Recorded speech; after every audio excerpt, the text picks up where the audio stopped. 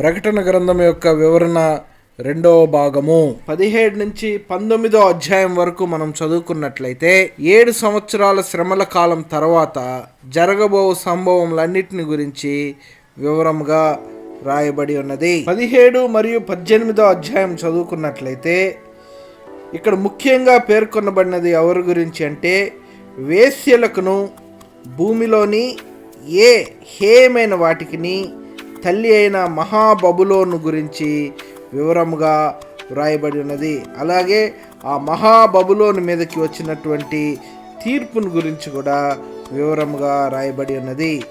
ఇది పడిపోయిన సంఘమైన మత సంబంధమైన బబులోన్ అని కూడా దీని గురించి పేర్కొనబడినది.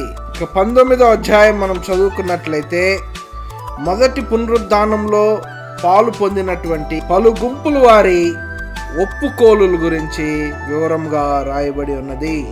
అంటే మొదటి పునరుద్ధానంలో పాల్గొన్నటువంటి మిగతా ఏ గుంపు జనాంగం అయితే ఉన్నారో వారి యొక్క ఒప్పుకోలులు అంటే వారి అనుభవముల గురించి అక్కడ మనము వివరంగా చదువుకొనవచ్చును.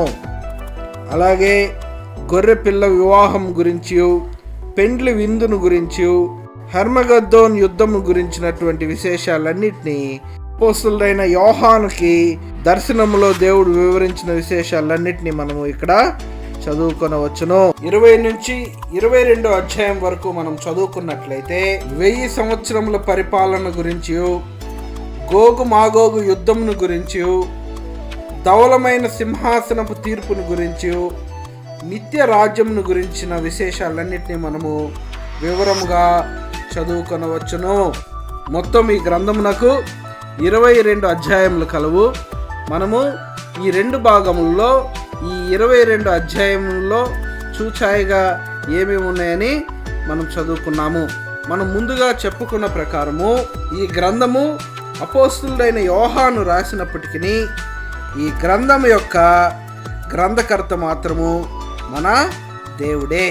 ఈ గ్రంథం యొక్క మొదటి అధ్యాయం మొదటి వాక్యం మనం చదువుకున్నట్లయితే దేవుడే ఈ ప్రత్యక్షతను క్రీస్తు మూలముగా ఒక దూత ద్వారా యోహానునకు అనుగ్రహించెను అని వ్రాయబడి ఉంటుంది. అంటే దేవుడే యోహానుకి ఒక దూత ద్వారా ఆయన యొక్క ప్రత్యక్షతను ఒక గ్రంథం రూపంలో వ్రాయమని సెలవిచ్చాడని మనకు వివరంగా అక్కడ తెలుపబడినది.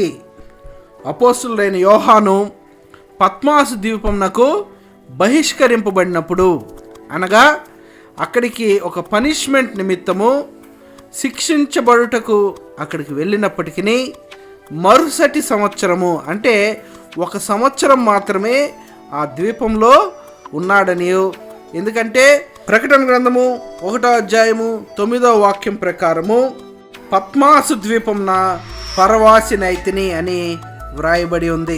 యోహాను పత్మాసు ద్వీపంన పరవాసిగా ఉన్నప్పుడు ఈ ప్రత్యక్షతను అతడు పొందాడని, అయినను అతడు తాను విడుదల చేయబడిన తర్వాతనే ఈ గ్రంథమును వ్రాసనని మనము గ్రహించగలము. ఈ గ్రంథమంతయు దేవుణ్ణి స్తుతించు భాగములతో నిండి ఉన్నది.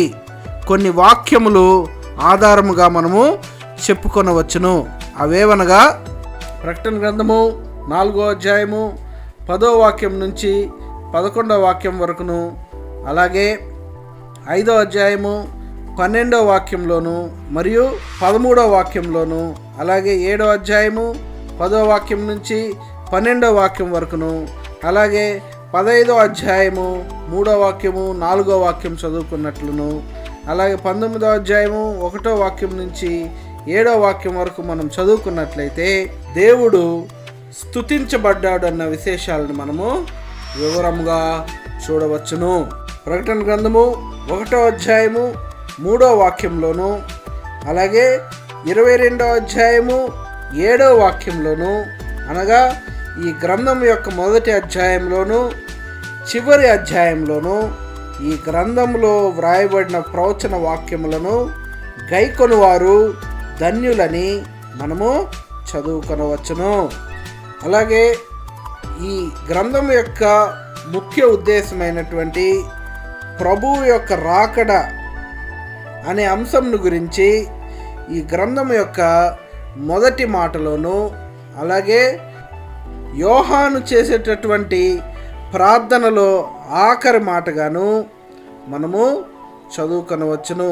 ప్రకటన గ్రంథము 1వ అధ్యాయం 7వ వాక్యంలోను, 22వ అధ్యాయము 20వ వాక్యంలోను ఈ విషయాన్ని మనము గమనించవచ్చును. ప్రభువు రాకడను గురించి ఇంకా ఈ గ్రంథంలో ప్రకటన గ్రంథము 2వ అధ్యాయము 25వ వాక్యంలోను, 3వ అధ్యాయం 3వ వాక్యము మరియు 11వ వాక్యంలోను, 16వ అధ్యాయము 15 మరియు 16 వాక్యముల్లోను, 22వ అధ్యాయము 17 మరియు 12 వాక్యముల్లోను వివరంగా చదువుకొనవచ్చును.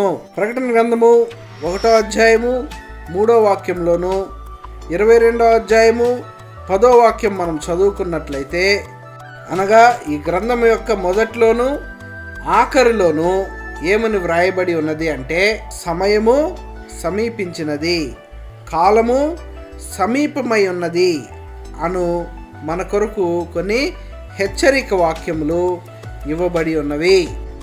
కాబట్టి ఈ వాక్యముల ఆధారంగా మనం చూసుకున్నట్లయితే ప్రభువు రాకడ ఒకవేళ మనం ఊహించిన దానికంటే ముందే సమీపించవచ్చును. కాబట్టి ఈ వాక్యం వింటున్న మనమందరము ప్రతిదినము మనల్ని మనం ప్రభువు కొరకు సమర్పించుకొని, మనల్ని మనం తగ్గించుకొని, ప్రతిదినము మనల్ని మనం శుద్ధీకరించుకొని ఆయన రాకడ కొరకు సిద్ధపాటుతో ఉండి ఎదురు చూచినట్లయితే ఖచ్చితంగా మనమందరము ఆయన మేఘారూఢుడై వచ్చినప్పుడు ఆయన రాకడలో కొనిపోబడతాము. కాబట్టి ఈ గ్రంథంలోని వచనములన్నీ మనము ఎన్నిసార్లు వీలైతే అన్నిసార్లు చదువుకొని దేవుని యొద్ద మనము ధన్యులు అని అనిపించుకుందాము.